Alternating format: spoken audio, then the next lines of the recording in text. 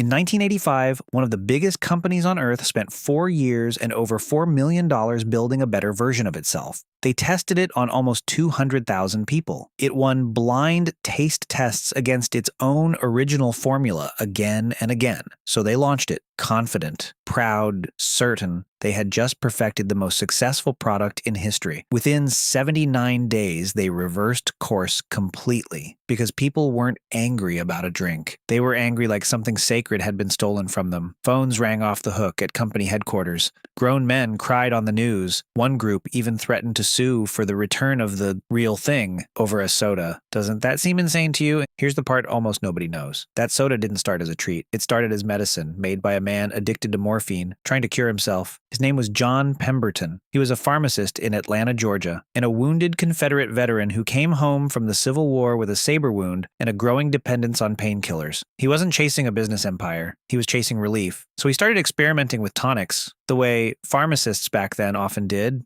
mixing coca leaf extract with cola nut, sugar, and caffeine, hoping to create something that could ease pain and maybe even wean people off morphine. In 1886, he brewed a batch in a backyard kettle and carried it a few blocks to Jacob's Pharmacy, where it sold for 5 cents a glass. It wasn't a hit, not yet. In its first year, Pemberton's creation barely made a profit. He didn't even name it. That job went to his bookkeeper, a man named Frank Robinson, who suggested pairing the two main ingredients into a catchy alliterative name, and who wrote out the logo in his own flowing handwriting. That same signature, more or less unchanged, is still on every bottle and can today. Pause on that for a second. The most recognized logo on the planet was doodled by an accountant almost 140 years ago. Pemberton never got to see what it became. Struggling with poor health and mounting debts, he sold off pieces of the company before he died in 1888, and the rights eventually landed with another Atlanta businessman named Asa Candler, who bought total control of the formula for around $2,300. That number is almost funny now, but Candler wasn't buying a drink. He was buying a habit. He understood something that Pemberton the chemist never fully grasped. The product barely mattered if people didn't associate it with their daily life. So Candler became one of the most aggressive marketers in American history. He printed coupons for free glasses and mailed them to nearly every household in the country.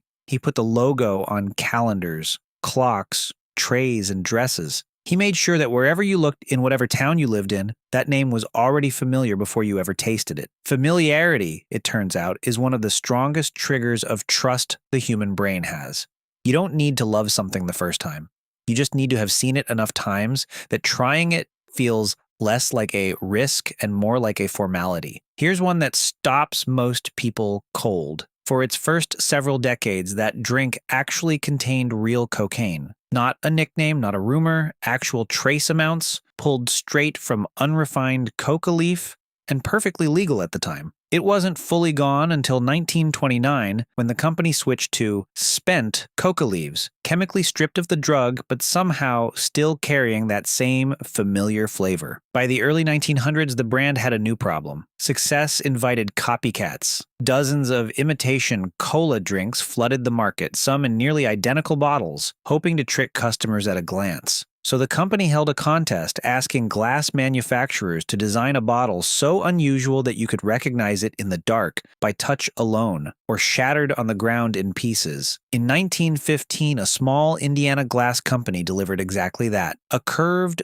ribbed bottle inspired oddly enough by the shape of a cocoa pod, not the cola nut everyone assumes. That contour bottle became one of the most patented and recognized shapes ever created. It wasn't just packaging, it was armor against imitation. Then came the moment that turned an American soda into a global institution. During World War II, an executive named Robert Woodruff made a promise that sounds almost like a slogan, that every man in uniform should be able to get a bottle for 5 cents, wherever he was, whatever it cost the company. Bottling plants followed the troops overseas, into North Africa, into Europe, into the Pacific. Soldiers didn't just drink it, they associated it with home, with normal life, with the version of themselves that existed before the war. When those soldiers came back and when local plants stayed behind after the fighting ended, the brand had quietly planted itself in dozens of countries without spending a cent on translated advertising. The war did the marketing. By the height of the Cold War, the drink was a symbol, not a beverage. Getting one behind the Iron Curtain meant touching a piece of the West. When the Berlin Wall fell in 1989, photographs show East Germans walking through the rubble holding a bottle like a trophy. Nobody scripted that. Decades of quiet familiarity did. By the 1970s, the company faced a different kind of threat, one that wasn't political at all. It was a rival soda running blind taste tests in shopping malls, filming ordinary people picking the competitor's drink again and again on camera. Millions watched those commercials. Market share that had felt untouchable for almost a century suddenly looked fragile. And here's the strange twist. The rival wasn't wrong. In small blind sips, people genuinely preferred the sweeter competing formula more often than not. A single sip